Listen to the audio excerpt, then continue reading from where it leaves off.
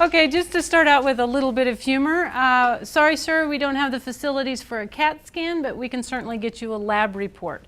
And what we have done in our facility is get you a lab report. And I titled this Building a Laboratory Technician Program from the Ground Up because we literally have. So just to show that progression. Why me? My name is Angela Tarrant. As she said, I worked in clinical laboratory for over 25 years and have a specialty in microbiology. And then this opportunity came up and I thought this job has my name written all over it because I've worked in 25-bed hospital to 1,000-bed hospitals in rural areas and metropolitan.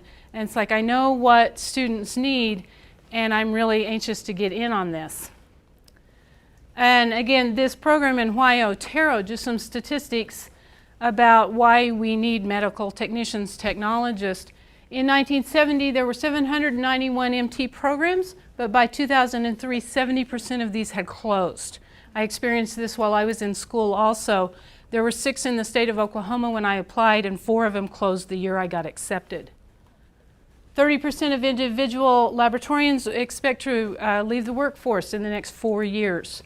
And 25% of them are 55 or older. You go into any lab and it's an aging population. So why Otero, for those of you who don't know, we are in La Junta, Colorado, and we serve this area because it's a predominantly rural area. So we serve a huge part of southeastern Colorado.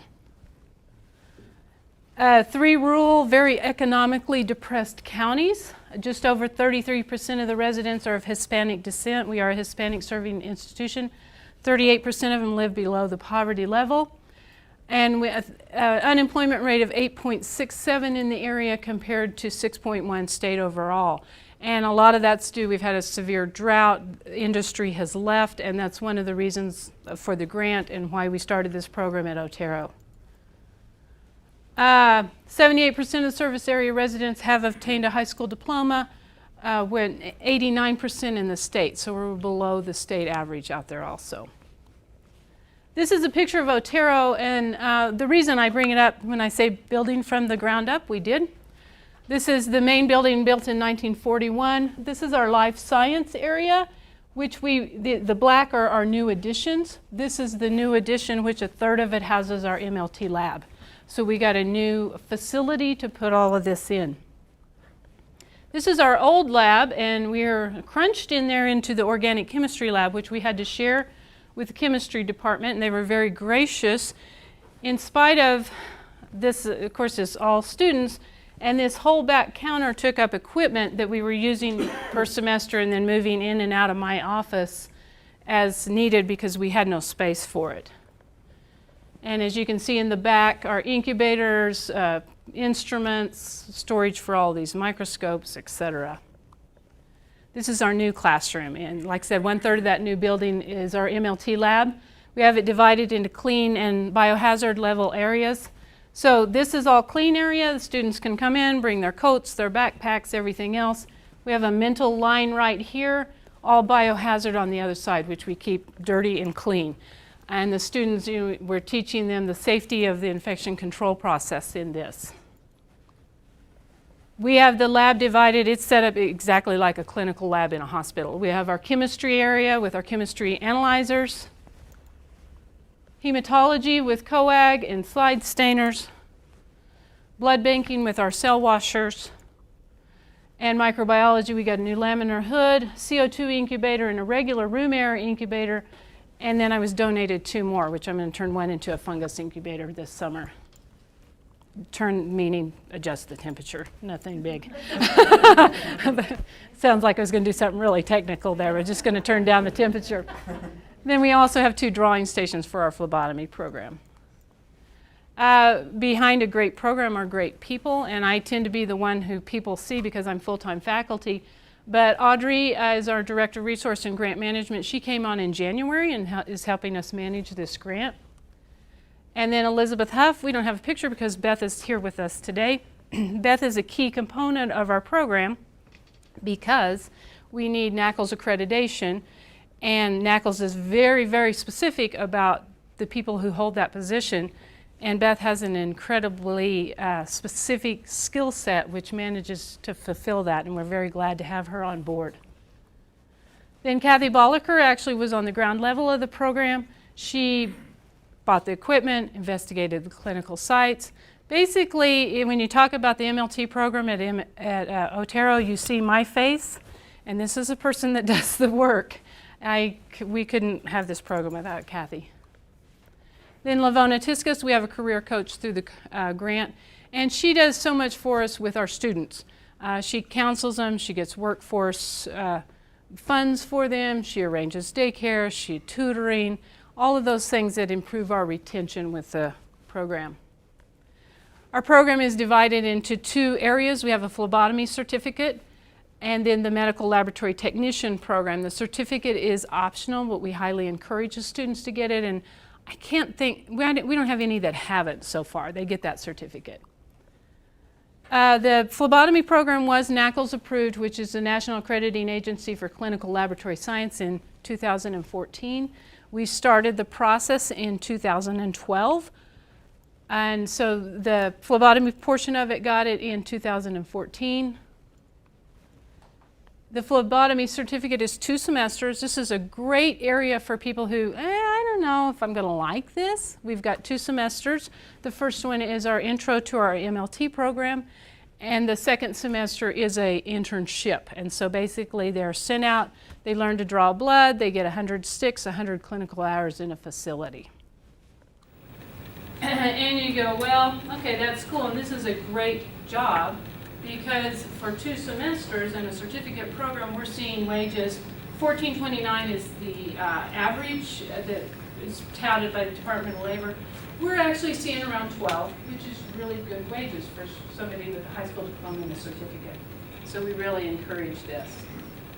Medical laboratory technician program is 5 semesters with 451 clinical hours of internships. And this is our big thing in getting this with our affiliates, our advisors, to get people to take these students. All of our theory classes are hybrid. We put the majority of the lectures online. When students come to campus, we are in the lab. We are working with laboratory skills in the lab. We stack these on 2 days to accommodate our working adults and our mothers with children. We have a lot of those, and commuters. I have very small classes, but everyone in my class last semester was a commuter. Yesterday, as we were sitting here, Beth got our email that we passed another step in our accreditation procedure, our process, thank you. Yay! From 2012 to finally get that yesterday. As soon as we send in our self-study, our students can sit for their board exams. That is huge, because without that board exam, they can't work. And so this has been something we've really been waiting for. Labs will not hire them as medical technicians, even if they have a degree, unless they've passed that board exam. They cannot pass the board exam unless we have accreditation. They can't take it. And so this is a big, big deal. MLT wages about $17.90 an hour. And again, this is a great wage, and this is what we're actually seeing with students. People signing on. We did have a student who was employed even though he hasn't taken his board exam, because they know he's getting board ready. And he hired on around 17 with a sign-on bonus. So this is really good for everybody. This is just our brochure, and the main thing is to show the class schedule. You know, because you talk about the gateway classes, English, biology. Our students have to have through A&P 2 to be in the program. And so a lot of chemistry, math, science. And this is kind of where we lose them sometimes. We have to watch that retention. When they sit in my office and they say, you know, science, don't do very well with science. I'm like, you know, you might have to think about something else, or we're going to have to work on that, because we've got to get you through all these classes. Labor market and workforce, as part of this, many of the local hospitals realize the shortage is coming. You know, I just told you 25% of our workforce is going to leave. They're watching this in their own labs, and so they are highly supportive of the program. They take our students for clinicals. They donate us thousands of dollars worth of consumable supplies. and they sit on our advisory boards so that we know what they need. They come and say, hey, you sent me a student, they were weak in this skill, can you work on that? Yes, we incorporated that in the next. So we're building the program through a lot of their feedback. And then they want to hire these students because they know they need people. Our clinical sites, without reading the list, we have a whole bunch. But this is part of our problem too. We're in La Junta and it's predominantly rural. We send our students as far west as Salida, as far north as Burlington, and kind of right in here. So we've got a lot of travel expenses with their clinical sites. I do this because I worked in the clinical lab for over 25 years, and you ask my parents, you know, what do you do? And they go, she draws blood. I don't know, she works in a lab. That's kind of the thing. And the reason is no one sees the face of medical laboratory technicians and technologists because we're in the lab. So when you go to the hospital, yeah, you get your blood drawn, and you pee in a cup usually, and then what happens? We teach our students to draw blood on fake arms, and then they practice on each other, and then we send them to clinicals for another 100 hours. We have chemistry, you know, you think you got a heart attack, you come in, and we do glucose for diabetics, all of those chemistry analysis we teach.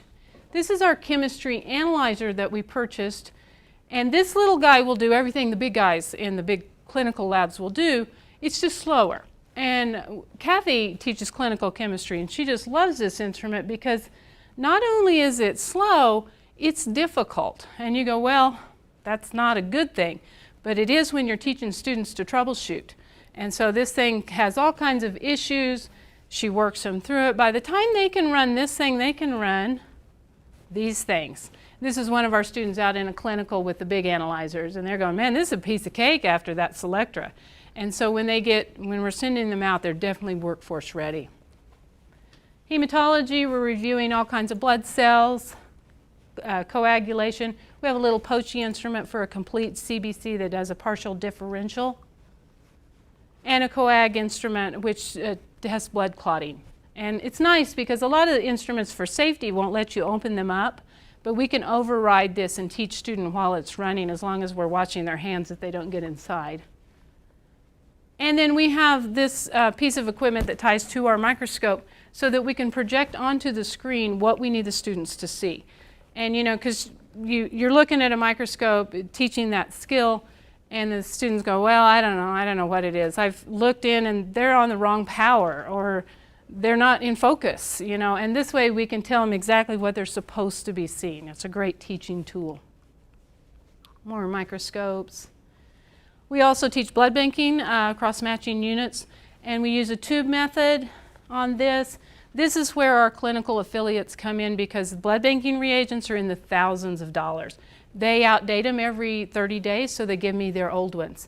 So I'm always 30 days behind with pretty fresh reagents for like one bottle of this, which I need of check cells as an example. I need one per student per semester, and that's one of 10.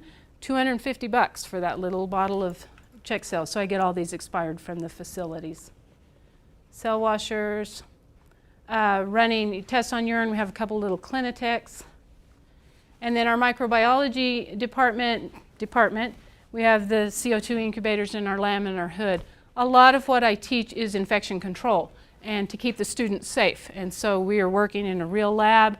They're gowned up, they're gloved up, but they have all their PPE on the entire time we're working, so that this is not a new concept when they go into the clinicals. They know how to keep themselves safe. And why would anybody choose this as a career? The reason is, even though you never see laboratory people, they draw your blood and they go away, and you go, wow, what do they do? 80% of physicians' decisions are made from lab and x-ray. So not only is this a very good career in the terms of wages, this is a great career in our contribution to society. And another reason I do this, for those of you who teach the other sciences, sometimes the students are going, what am I going to do with this? And they think nursing. Healthcare is nursing. This is a different option to nursing that can really affect healthcare.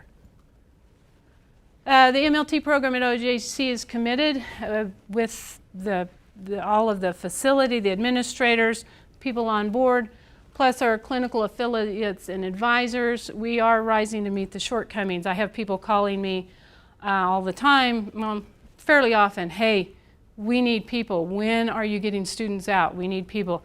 Now that we can get them to take their board exams, I can give them good, real answers with that. And I have a few minutes. I'm going to I realize this is small and you're never supposed to do this with PowerPoints, but this is why I teach. This is why we developed this program. This is one of our students, and I'll kind of skip through it without just reading. Her junior year of high school, she dropped out of school pregnant with her second child. And so she quit school. We're in a poverty-stricken area. She has 2 children and realizes, I'm going to have to learn to make a living. And enrolled in this program, originally in the nursing, but it just wasn't a good fit. And so she loves this because with 2 small children, 2 days a week on campus is what we do. The rest is online. And she says, you know, I'm soon to become a college graduate.